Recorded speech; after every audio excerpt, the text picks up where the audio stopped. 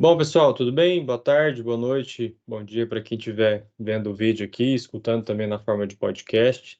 Então, nós estamos agora fechando aqui agora esse mês de dezembro, aliás, fechando aí o ano, o primeiro ano do Fundo Lave de Indicações. Então, a gente vai falar um pouquinho do que a gente está vendo no cenário macro. O Daniel está aqui com a gente para a gente fazer esses comentários e ver o que a gente está pensando aí, já fazer algumas projeções para 2024 e qual que é a nossa visão. E aí, Daniel, tudo bem? Boa, primeiro, boa tarde, bom dia, boa noite para todo mundo que está assistindo a gente. Bom dia também, Teor. A gente está aqui em mais um podcast, né? Mais um vídeo para a gente falar um pouquinho sobre o resultado do fundo. Afinal, a gente tenta ser o mais transparente possível com todo mundo e também trazer um pouquinho das nossas ideias, o que que a gente está esperando para 2024. E esperamos, obviamente, que seja um ano tão bom quanto foi esse de 2023. Afinal, né, eu estava dando uma olhada aqui, a gente conseguiu passar de 25% esse ano. É uma rentabilidade que eu, pelo menos, considero bastante interessante. Ainda mais em 8 meses, né, que o fundo existe, eu gostei muito do resultado desse ano. É isso. A gente está gravando aqui ainda no último dia útil de dezembro, antes Verdade. de fechar o mês propriamente dito, mas pelo que a gente está vendo aqui do dia de hoje, com 99,9% de certeza que a gente vai fechar o ano aí acima dos 25%, próximo dos 26% no ano, considerando aí que é desde o início do fundo ali em março, né? Então, são, é, é um mês não cheio, né? O que a gente considera que é um resultado até bastante positivo nesse período. Então, vamos falar um pouquinho sobre o Brasil, já que lá no exterior agora está até um pouco sem notícias mais recentemente, teve aquela que a gente comentou nos últimos meses lá da taxa de juros dos Estados Unidos, ela já está bem mais estável, já deixou de ser uma preocupação, sobretudo para nós aqui, e isso fez com que o fluxo aqui no Brasil continuasse, né? Até a gente ver o mês de dezembro, nós tivemos um mês de novembro muito forte, né? Com resultados bastante altos. Nós tivemos acho que um resultado bem alto em novembro, e isso continuou agora no mês de dezembro, né? Então a gente manteve essa bolsa forte, com as ações subindo, e isso está refletido também no nosso mês de dezembro. A gente vai subindo aí. é, Ainda sem estar com o mês fechado, mas alguma coisa aí próximo, com mais de 4%, próximo de 5%, o que é bastante positivo também para um mês de dezembro, né? É, exatamente. A gente teve, né, o mercado começou a precificar um cenário um pouco melhor, ele começou a enxergar um pouquinho daquilo que a gente já estava vendo lá atrás, né? A gente falava que o Brasil estava muito barato e o mercado começou a enxergar dessa forma, inclusive no relatório gerencial, na lâmina do fundo desse mês agora, a gente vai falar um pouquinho sobre isso, né? A gente vai falar assim, qual é a visão que o investidor estrangeiro ele tem quando ele olha Brasil? Né? E aí eu peguei o último dado de MSCI Brasil, né, que é o de 30 de novembro de 2023, ele vê um país, né, que tem uma média de 7,7 vezes preço sobre lucro em dólar, né, 8 vezes preço sobre lucro projetado para frente, um país que paga 7% de yield e um país que está sendo precificado a 1,5 vezes book. Enquanto isso, a média dos mercados emergentes está pagando 14 vezes lucro, que é muito maior, um yield de 2,96 e aí sim, preço sobre valor patrimonial parecido, 1,58 vezes. Então, o que que o investidor estrangeiro ele vê? Ele vê que o Brasil está muito mais barato do que o restante dos países emergentes e ele começou a colocar dinheiro no Brasil. A grande questão é que lá atrás o investidor estrangeiro ele via isso, ele falava assim, ele está muito mais barato porque o Brasil tem muito problema, né? E nesse momento a gente nem pode falar tanto isso, Por quê? Porque se você olhar o restante do mundo, né, e falar assim, o Brasil tem um déficit primário enorme. Cara, qual país hoje que não tem um déficit primário enorme, né? O Brasil teve uma inflação que subiu muito, né? Mas qual país que não teve uma inflação que subiu muito? E o Brasil teve aí um crescimento do PIB acima de 3%. Acredito que ano que vem a gente vai ter um crescimento maior do que o mercado espera, esse de 1,5%. Acredito que vai ser 2% mais para frente.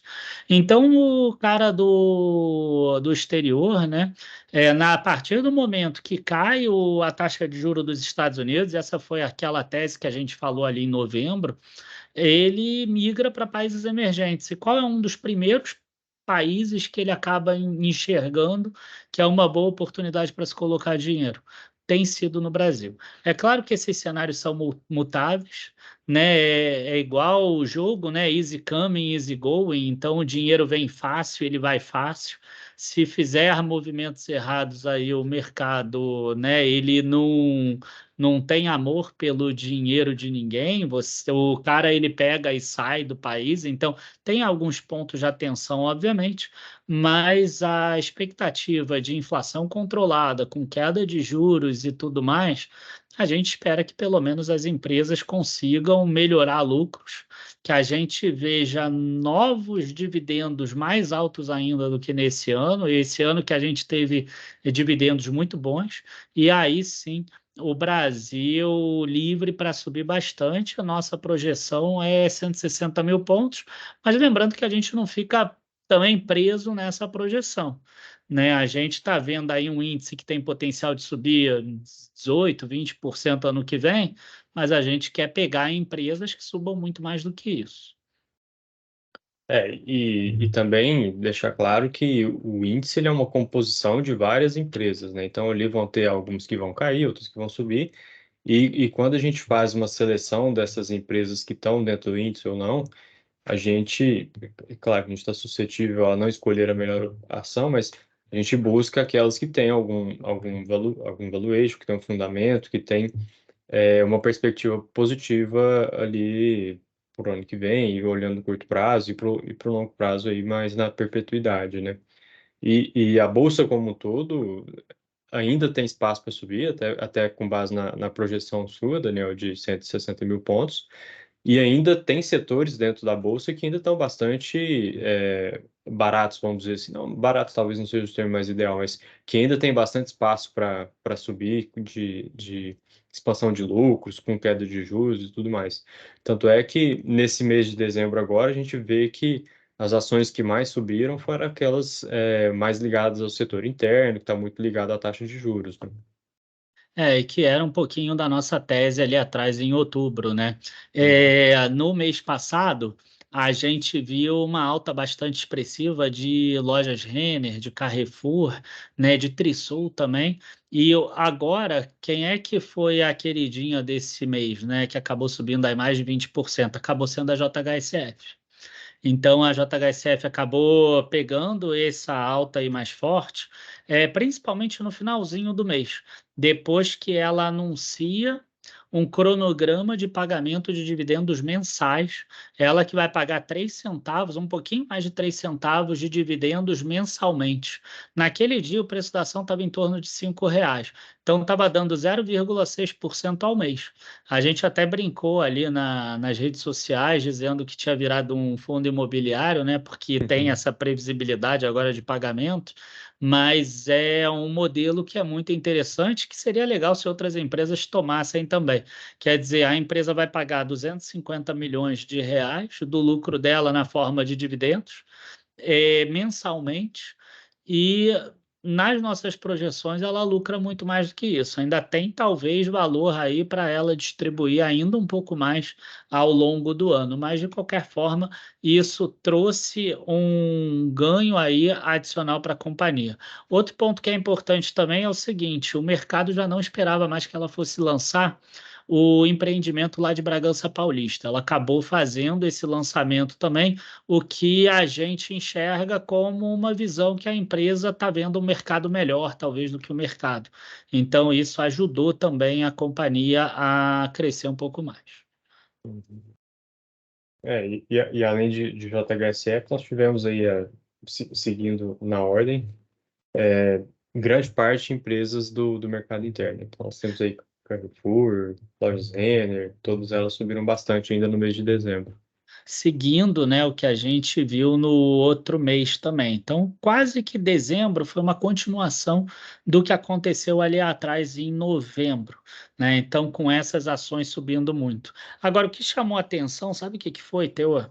A gente teve em um extremo, né, JHSF subindo até esse momento 23% que eu estou vendo aqui, e as duas ações as únicas duas que têm queda até esse momento que a gente está gravando nesse mês, foram outras duas do mercado interno, que foi Trisul e foi MC Mil Corporation. Foram as únicas duas negativas da carteira toda.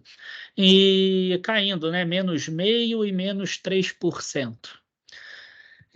O chama muita atenção, tá? As duas empresas estarem tão depreciadas assim. Inclusive, internamente, a gente conversa um pouquinho dentro aqui da alocação como um todo, né? A gente sempre tenta trabalhar aqui a alocação para que o fundo ele consiga render um pouco mais do que a carteira.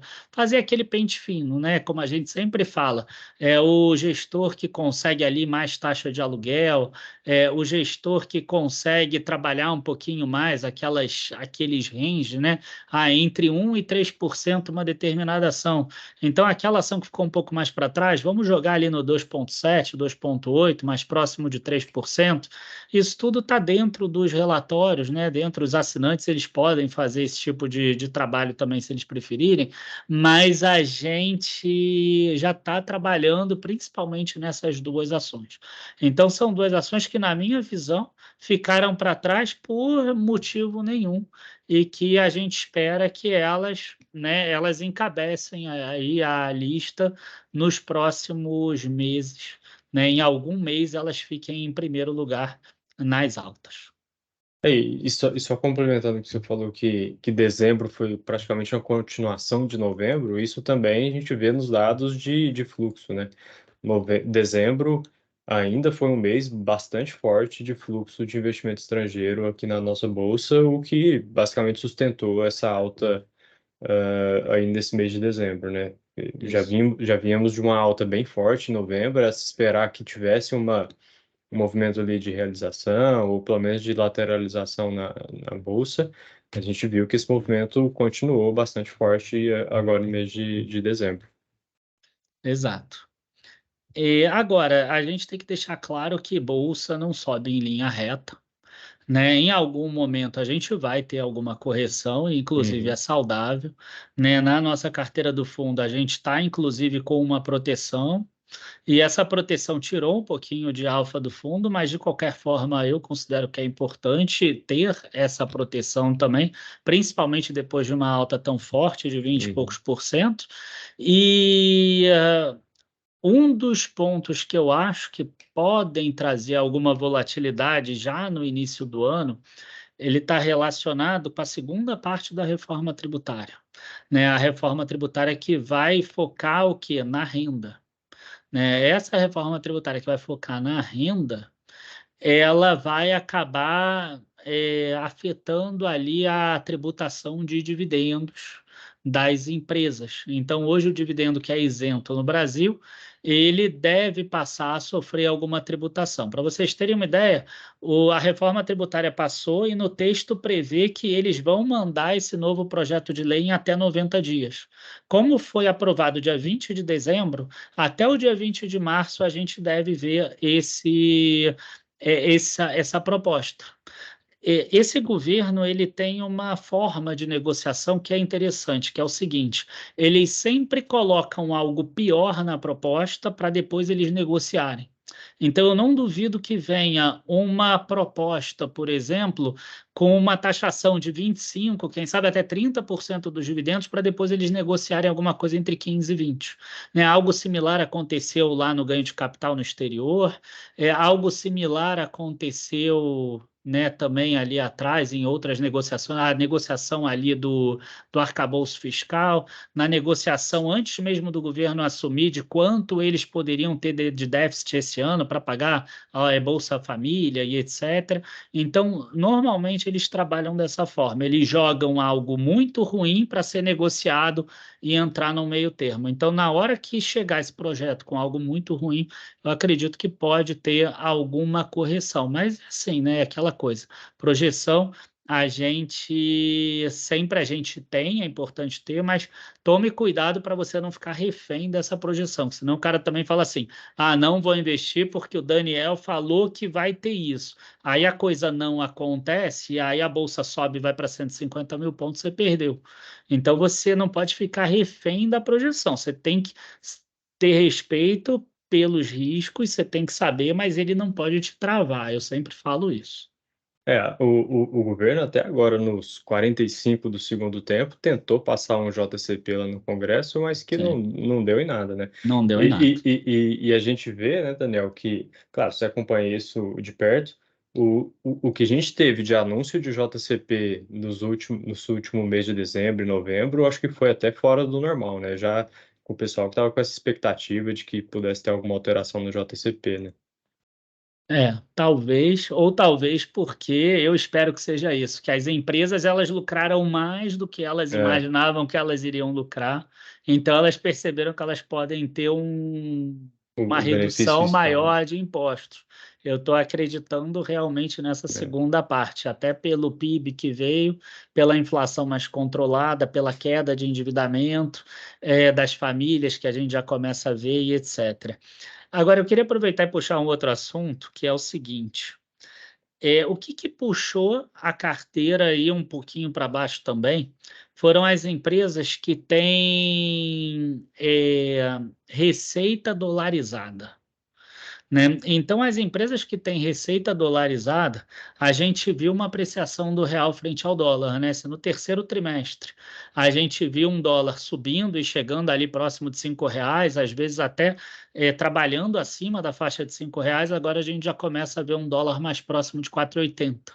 A balança comercial do Brasil vem batendo recorde. Eu cheguei a olhar aqui na quarta quadricemana já, fechando praticamente o ano todo, já está com 95,8 bilhões de dólares de saldo, né, da balança. Então, exportação menos importação, essa balança está aí com 95 bilhões. Ano passado, no mesmo período, foi 60 e poucos bilhões, um aumento de 59%. Então, isso tudo é dinheiro, é dólar entrando no Brasil, que as empresas precisam converter para reais. Na hora que elas convertem para reais, elas vendem dólar, logo aprecia o real nesse momento. Então, empresas como a própria Vale do Rio Doce, a Prio, né, a PetroRio antiga, e até o IVVB 11, eles acabaram tendo retornos menores, né, do que a gente imaginava e acabaram puxando um pouquinho o nosso resultado para baixo. Caso contrário, a gente conseguiria aí ter um retorno mais expressivo, alguma coisa próxima de 7,5% no mês. Mas volto a dizer, é importante que a carteira tenha algum equilíbrio também, para que a gente não fique subindo e descendo com muita força. Eu acho que quem já é cotista do fundo já percebeu que a gente, quando cai, não cai tanto, e quando sobe, a gente sobe legal. Então, a gente está conseguindo um resultado que eu acredito que é importante para você que quer formar patrimônio, né? Que você não quer pegar e colocar o teu dinheiro numa aposta, né? Aquela coisa, subiu muito e caiu muito, né? Isso não é saudável para você construir o teu patrimônio.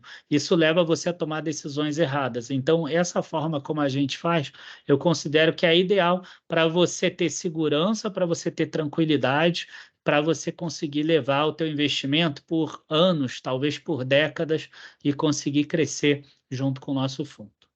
E a ideia do fundo é que é um investimento de longo prazo, né? As teses que estão aqui, as ações que a gente tem na carteira, claro, pode ter um movimento de curto prazo que vai valorizar e tudo mais, isso acontece, faz parte do mercado, mas a ideia é que isso aqui seja um projeto de longo prazo, que tem ações que vão ter um amadurecimento, tem fluxos constantes de lucros, seja na perpetuidade e tudo mais. É claro que todo mundo queria ter a maior ação que subiu na bolsa, 100% na carteira, pegar dinheiro emprestado no banco e comprar aquela ação. Mas a chance de que você consiga fazer isso é muito baixa. Então, por isso que uma carteira bem equilibrada, que consiga ir bem nos momentos de mercado mais otimista e que consiga segurar ali nos mercados, nos momentos mais pessimistas, é bastante importante. Hoje, as ações que dependem de dólar não estão legais, mas pode acontecer de, em algum momento no futuro, ter algum problema fiscal e tal, o dólar pode se apreciar, e aí essas ações vão ter um retorno melhor que vai compensar isso na carteira. Então, é por isso a gente tem essa visão mais de longo prazo, pensando na carteira como um todo, e uma carteira bem equilibrada, ela tem uma volatilidade melhor, a gente consegue ter uma previsibilidade melhor dos movimentos da carteira e sem aquela montanha-russa de carteira que sobe muito e cai muito, né? Acho que essa é um pouco até da concepção da carteira e do fundo, né? Isso. Em falar nisso, a nossa volatilidade segue abaixo da volatilidade Pega abaixo do do Ibov. índice, né, do Ibovespa, o que eu considero bom, tá, para as É. pessoas aí que queiram fazer investimentos nesse fundo. É um fundo que você pode alocar uma parcela maior do teu capital por causa dessas seguranças que a gente traz também. E lembrando que o índice já tem uma volatilidade mais baixa do que se a gente pega ali as ações mais arriscadas, né, por ser uma composição, e a gente ainda consegue ter uma volatilidade menor, que é até um objetivo da carteira, né, de ter uma volatilidade menor, até pela composição, da estrutura como ela é montada, de novo, visando essa questão do longo prazo e de ter uma coisa mais perene e que seja mais duradoura. Isso. Olhando a carteira de forma um pouco mais macro, eu posso dizer que nesse último mês a gente reduziu um pouco mais a exposição a bancos, né? E a gente aumentou um pouco mais a exposição ao mercado interno e à energia elétrica, né? Que acabou ficando um pouco parado lá no. Não é que ficou parado, né? Até subiu, tudo subiu ali em novembro, mas ficou um pouco mais devagar, vamos dizer assim. Então, as nossas posições de bancos, elas tiveram uma redução mais forte, depois daquela forte alta que teve ali em novembro e início de dezembro, e agora a gente está com posições um pouco maiores, baseadas no mercado interno e na parte de energia. Olhando de forma mais macro, foi mais ou menos isso que aconteceu. Bom, é isso. Então, a gente vai para 2024 com a carteira já rebalanceada, já com olho lá em 2024. E, de resto, eu só tenho a agradecer a todos os cotistas que tiveram aqui com a gente durante esse ano aqui de 2023. E esperamos que 2024 seja um ano bastante positivo para a carteira como um todo, para a bolsa como um todo. E o que a gente tem visto é algo mais ou menos nesse sentido. A gente vê que em 2024, mesmo com os problemas fiscais que o Brasil apresenta ter, a gente vê que está havendo um crescimento no país, o PIB tem crescido, e a perspectiva para 2024 continua nesse sentido também, né? Então, acho que é isso, Daniel. Se quiser falar mais alguma coisa Sim. de 2024. Eu acho que vale a pena a gente falar agora que você pode acompanhar as nossas atualizações em livecapital.com.br, né, que o fundo pode ser investido via Orama dentro do white label da carteira Z ou no BTG, né? A gente está sempre em busca de novas parcerias. Eu sei que as pessoas têm pedido isso. No primeiro ano é mais difícil da gente conseguir essas parcerias, mas a gente tem tentado. Mas de qualquer forma, hoje em dia, né, é super rápido. Você abre uma conta gratuita rapidinho. Então a gente tá nesses dois lugares. Se você não quiser esperar aí, não quiser deixar passar, né, essa rentabilidade que a gente conseguiu, não é tão difícil assim abrir uma conta hoje em dia. E agradecer aos nossos 356 cotistas que tem nesse momento, agradecer também aos 4,5 milhões que a gente conseguiu chegar nesse período, e é só o começo. A gente ainda vai crescer bastante a partir do próximo ano e no outro ano e no outro ano e assim por diante. A estratégia vencedora ela já está aí no mercado desde 2017. Aqui ela virou fundo agora em abril e ela já está mostrando os primeiros frutos. Então, agradeço a todo mundo e até a próxima. Tchau, tchau. É isso, pessoal. Muito obrigado. Acompanhem mais informações sobre fundos, sobre gestora, tanto no site, lafcapital.com.br, quanto nas redes sociais. Estamos aí no Twitter, né? Agora X, no Instagram, LinkedIn. Basta, lá no site tem link para todas as outras, basta procurar mais informações, assim como o relatório escrito com todo o detalhamento aí dessa visão que a gente está vendo para 2024 vai estar disponível também no nosso site, né, e vamos divulgar nas redes sociais. Tá bom? Um abraço a todos, muito obrigado mais uma vez. Tchau, tchau.